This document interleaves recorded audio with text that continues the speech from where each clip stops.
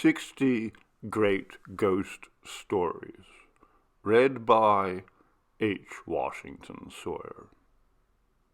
Tonight's story, The Botathen Ghost, by R. S. Hawker.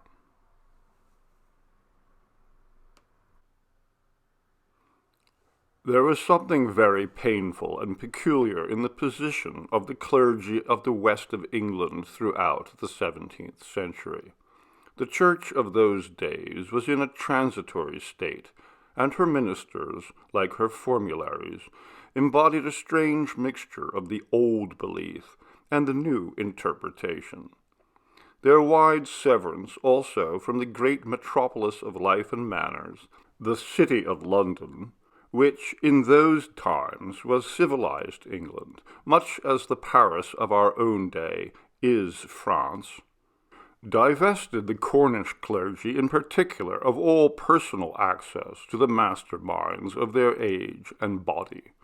Then, too, the barrier interposed by the rude, rough roads of their country, and by their abode in wilds that were almost inaccessible, rendered the existence of a bishop rather a doctrine suggested to their belief than a fact revealed to the actual vision of each of his generation.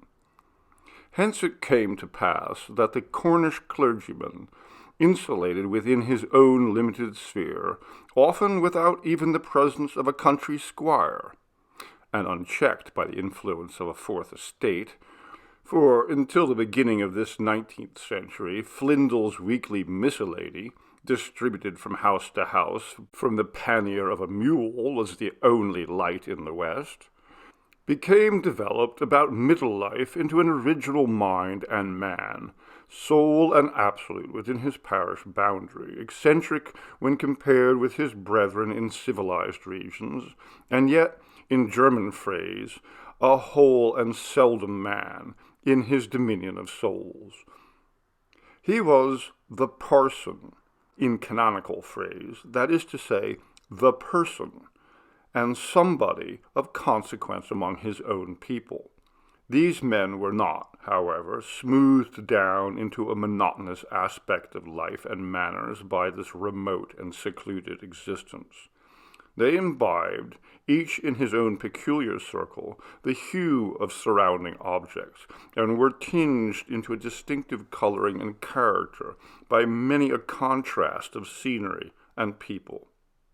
There was the light of other days, the curate by the seashore, who professed to check the turbulence of the smuggler's landing by his presence on the sands, and who held the lantern for the guidance of his flock when the nights were dark, as only proper ecclesiastical part he could take in the proceedings.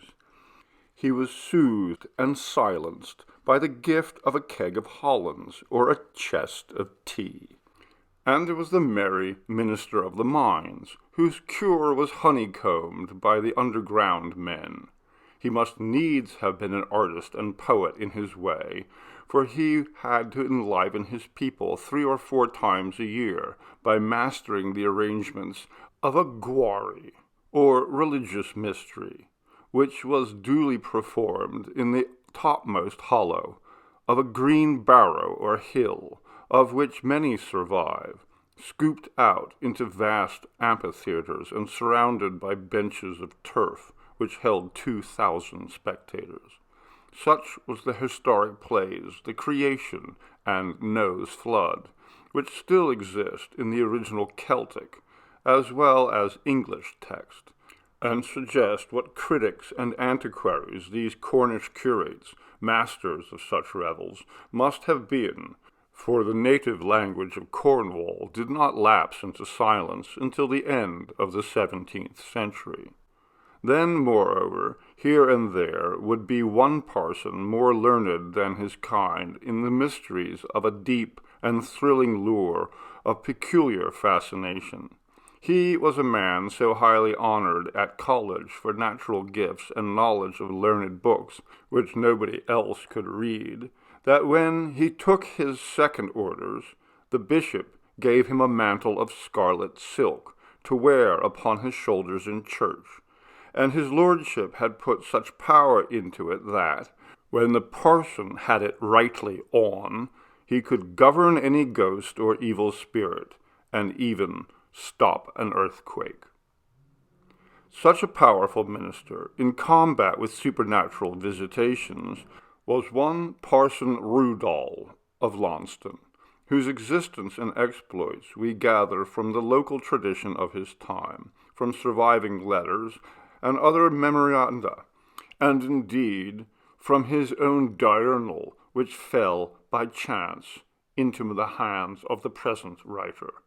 Indeed, the legend of Parson Rudolph and the Botathen Ghost will be recognized by many Cornish people as a local remembrance of their boyhood.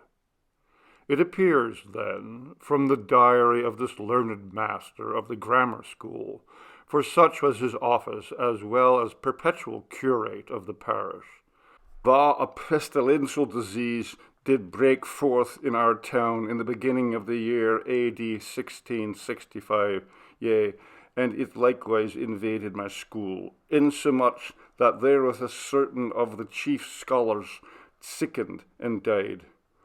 Among others who yielded to the malign influence was Master John Eliot, the eldest son and the worshipful heir of Edward Eliot, Esquire of Treversey, a stripling of 16 years of age, but of uncommon parts and hopeful ingenuity.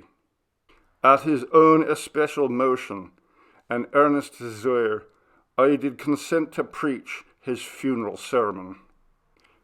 It should be remembered here that however so much strange and singular it may sound to us that a mere lad should formally solicit such a performance at the hands of his master, it was in consonance with the habitual usage of those times.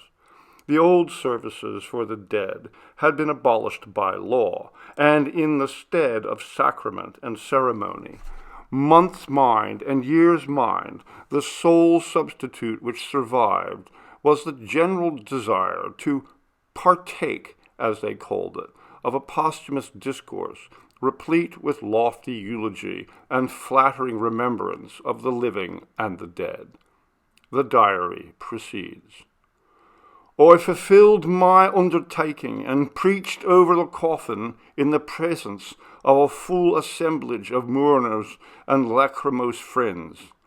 An ancient gentleman who was then and there in the church, a Mr. Bly of Botathen, was much affected by my discourse, and he was heard to repeat to himself certain parentheses therefrom, especially a phrase from Maro Vigilius, which I had applied to the deceased youth, et puer ipse fuit cantare dignus. The cause wherefore this old gentleman was moved by my application was this. He had a firstborn and only son, a child who, but for a very few months before, had been not unworthy the character I drew of young Master Eliot, but who, by some strange accident, had late fallen away from his parents' hopes, and become moody and sullen and distraught. When the funeral obsequies were over, I had no sooner come out of the church than I was accosted by this aged parent, and he besought me incontinently, with a singular energy, that I would resort with him forthwith to his abode at Botathen that very night. Nor could I have delivered myself from his importunity had not Mr. Eliot urged his claim to enjoy me company at his own house. Hereupon I got loose, but not until I had pledged a fast assurance that I would pay him faithfully an early visit the next day. The place, as it was called, of Botathen, where old Mr. Bly resided, was a low-roofed gabled manor house of the 15th century, walled and mullioned, and with clustered chimneys of dark grey stone from the neighbouring quarries of Venton Gone. The mansion was flanked by a pleasance or enclosure of one space, of garden and lawn, and it was surrounded by a solemn grove of stag-horned trees. It had the sombre aspect of age and solitude, and looked the very scene of strange and supernatural events. A legend might well belong to every gloomy glade around, and there must surely be a haunted room somewhere within its walls. Hither, according to his appointment, on the morrow, Parson Rudolph betook himself.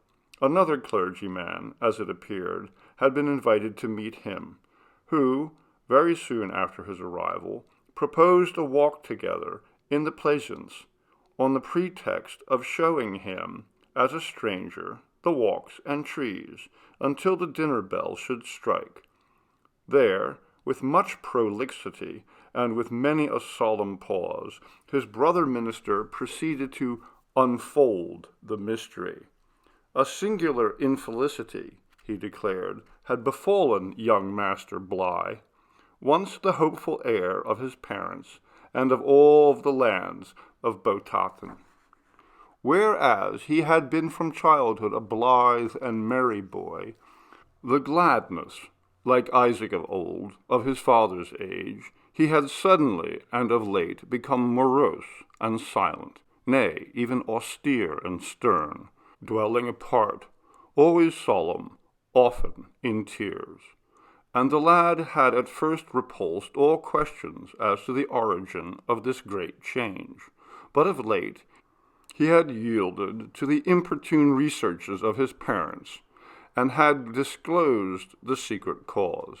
It appeared that he resorted every day by a pathway across the fields to this very clergyman's house, who had charge of his education, and grounded him in the studies suitable to his age. In the course of his daily walk, he had to pass a certain heath or down, where the road wound among through tall blocks of granite, with open spaces of grassy sward between. There, in a certain spot, and always in one and the same place, the lad had declared that he encountered, every day, a woman with a pale and troubled face, clothed in a long loose garment of frieze, with one hand always stretched forth, and the other pressed against her side.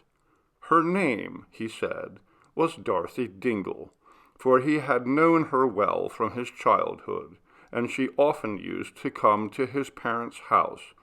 But that which troubled him was that she had now been dead 3 years, and he himself had been with the neighbors at her burial, and so, as the youth alleged, with great simplicity, since he had seen her body laid in the grave, this that he saw every day must needs be her soul or ghost. Questioned again and again, said the clergyman, he never contradicts himself, but he relates the same and simple tale as a thing that cannot be gainsaid. Indeed, the lad's observance is keen and calm for a boy of his age.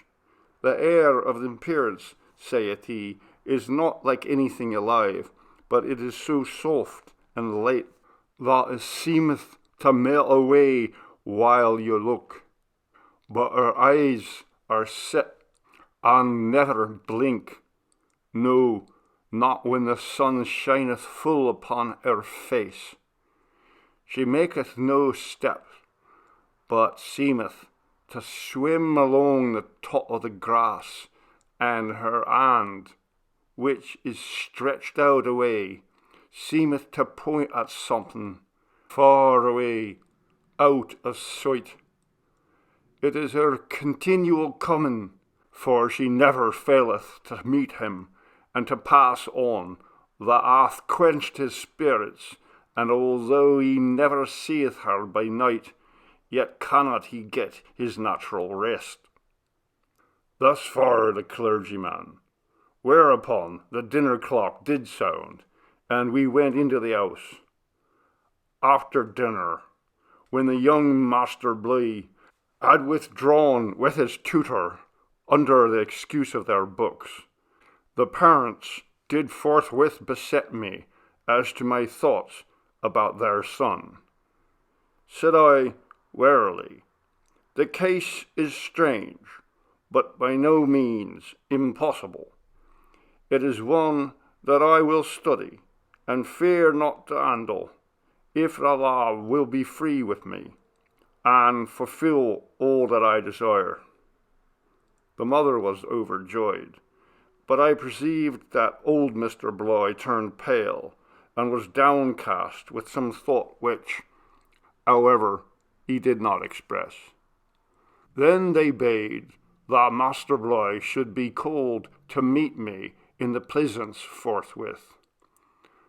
The boy came, and he rehearsed for me his tale with an open countenance, and withal pretty modestly of speech.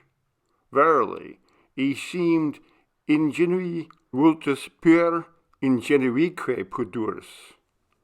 Then I signified to him my purpose. Tomorrow, said I, we will go together to the place, and if, as I doubt not, the woman shall appear, it will be for me to proceed according to knowledge, and by rules laid down in my books. The unaltered scenery of the legend still survives, and like the field of the 40 footsteps in another history, the place is still visited by those who take interest in the supernatural tales of old.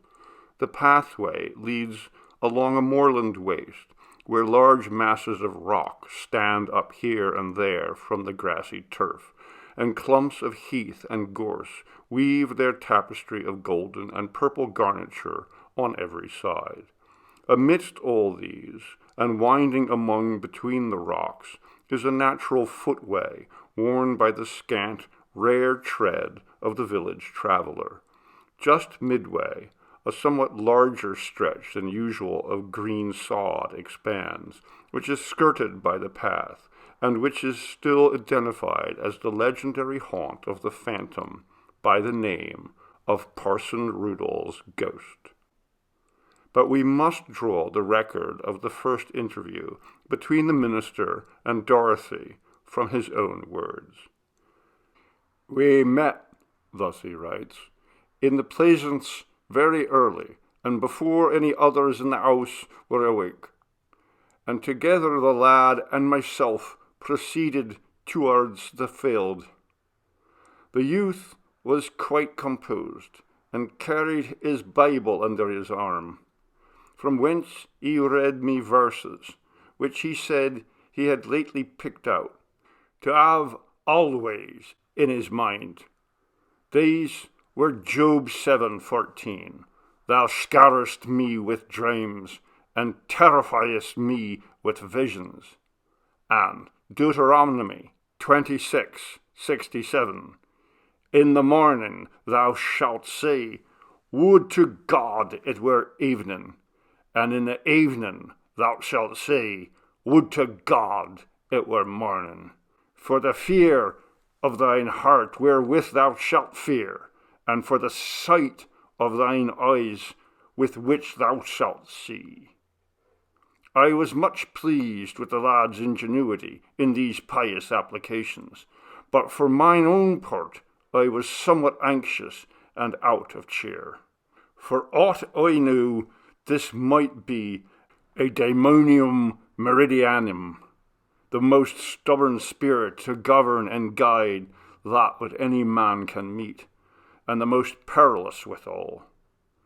We had hardly reached the accustomed spot, when we both saw her at once gliding towards us, punctually as the ancient writers described the motion of their lemuras, which swooned along the ground, neither marking the sand nor bending the herbage. The aspect of the woman was exactly that which had been related by the lad. There was the pale and stony face, the strange and misty hair, the eyes firm and fixed, that gazed not on us, but on something that they saw far away, far away. One hand and arm stretched out, and the other grasping the girdle of her waist. She floated along the field like a sail upon a stream, and glided past the spot where we stood, pausingly.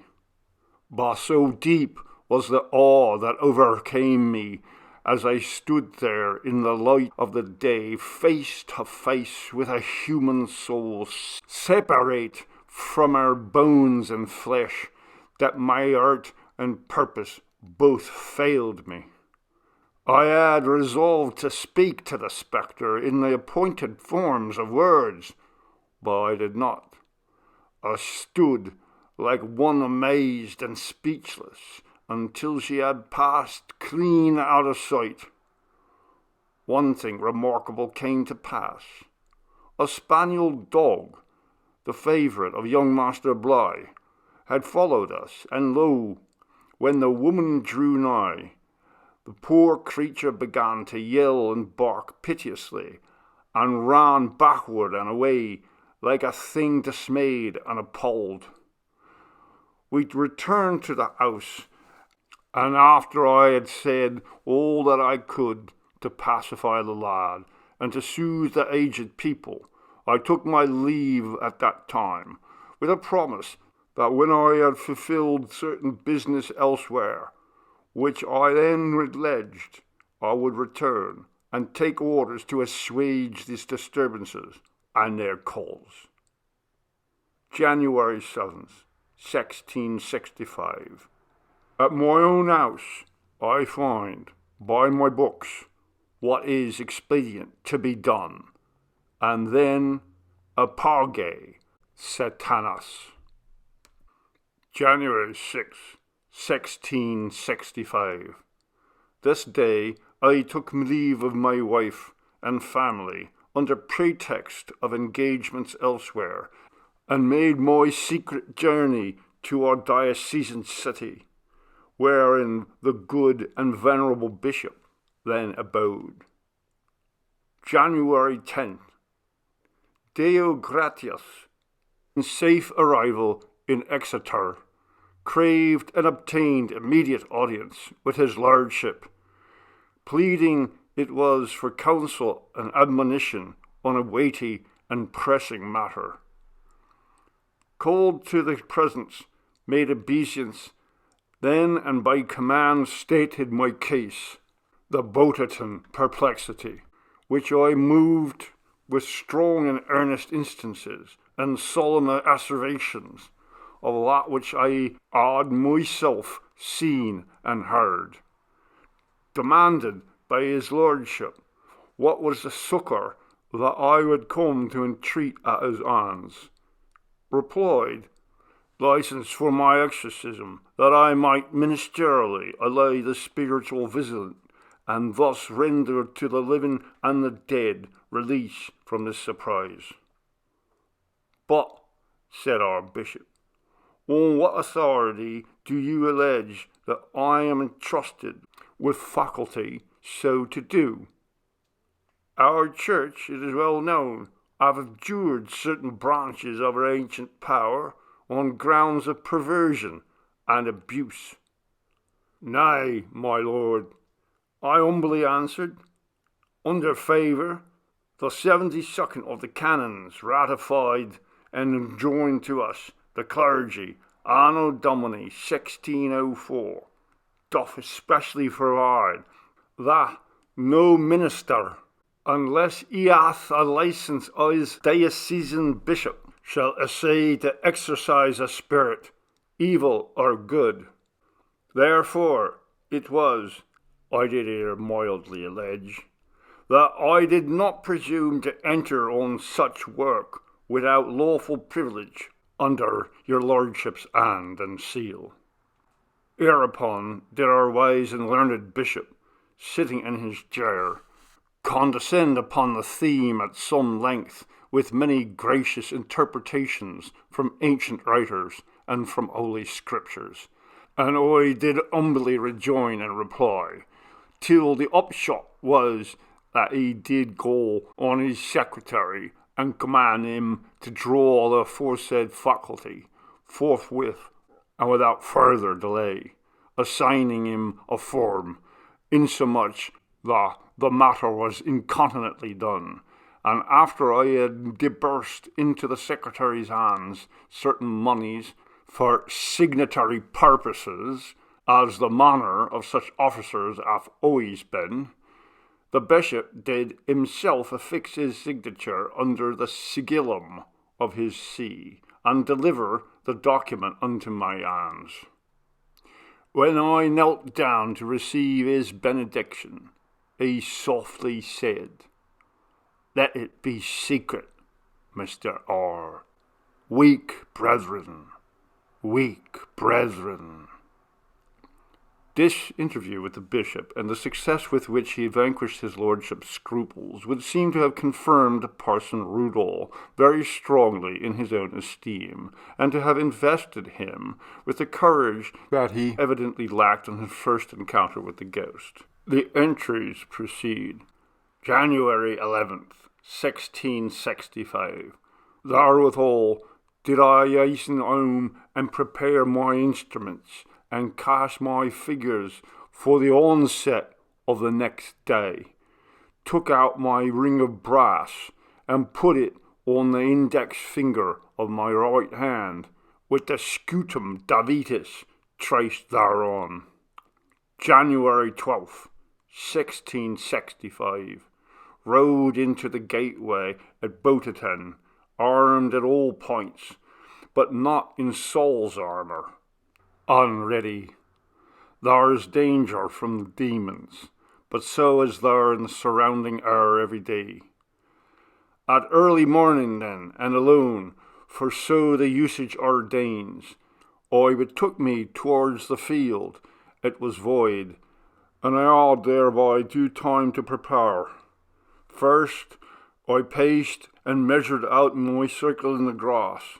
Then I did mark my pentacle in the very midst, and at the intersection of the 5 angles I did set up and fix my crotch of rowan. Lastly, I took my station south, at the true line of the meridian, and stood facing due north. I waited and watched for a long time. At last there was a kind of trouble in the air, a soft and rippling sound, and all at once the shape appeared, and came on towards me gradually. I opened my parchment scroll, and read aloud the command. She paused, and seemed to waver and doubt, stood still. Then I rehearsed the sentence again, sounding out every syllable like a chant. She drew near my ring, but halted at first outside, on the brink. I sounded again. Now, at the 3rd time, I gave the signal in Syriac, the speech which is used, they say, where such ones dwell and converse in thoughts that glide. She was at last obedient, and swam into the midst of the circle, and there stood still suddenly. I saw, moreover, that she drew back her pointing hand. All this while, I do confess, my knees shook under me, and drops of sweat ran down my flesh like rain. But no, although face to face with the spirit, my spirit grew calm, my mind was composed. I knew that pentacle would govern her, and the ring must bind, until I gave the word. Then I called to mind the rule laid down of old, that no angel or fiend, no spirit, good or evil, will ever speak until they have first been spoken to. N.B. This is the great law of prayer. God himself will not yield reply until man hath made vocal entreaty, once and again.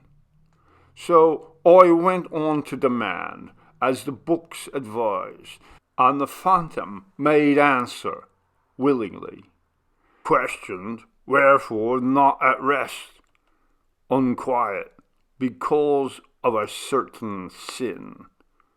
Asked what, and by whom, revealed it, but it is sub siglio, and therefore nefas dictu, more anon. Enquired what sign she would give that she was a true spirit and not a false fiend.